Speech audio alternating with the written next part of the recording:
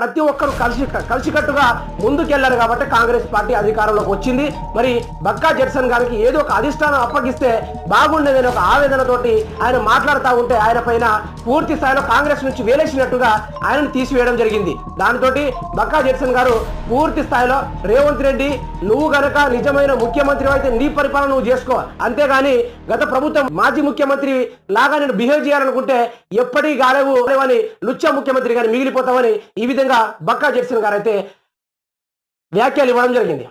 ప్రజలారా మీరే చెప్పండి, ఇప్పుడు కాంగ్రెస్ పార్టీ కోసం ఎంతమంది పనిచేశారు, కాంగ్రెస్ పార్టీ కోసం ఎంతమంది నాయకులు తమ ప్రాణాలను తమ టైంని మొత్తం వదిలేసి ఈరోజు కాంగ్రెస్ పార్టీని చిరస్థాయిలో ధ్వజస్తంభం అంతా లేపడానికి వారు పునాదులు అయితే ఆ పునాదుల మీద పిల్లర్ల లెక్క ఈరోజు రేవంత్ రెడ్డి తయారైండు. మరి అయినప్పటికీ సీనియర్ నాయకులకు పదవిలు ఇవ్వాలనా, లేకుంటే ఇప్పుడిప్పుడే వచ్చిన బీఆర్ఎస్ పార్టీ నుంచి గుంజుకొచ్చిన ఎమ్మెల్యేలకు, బీఆర్ఎస్ పార్టీ నుంచి వచ్చిన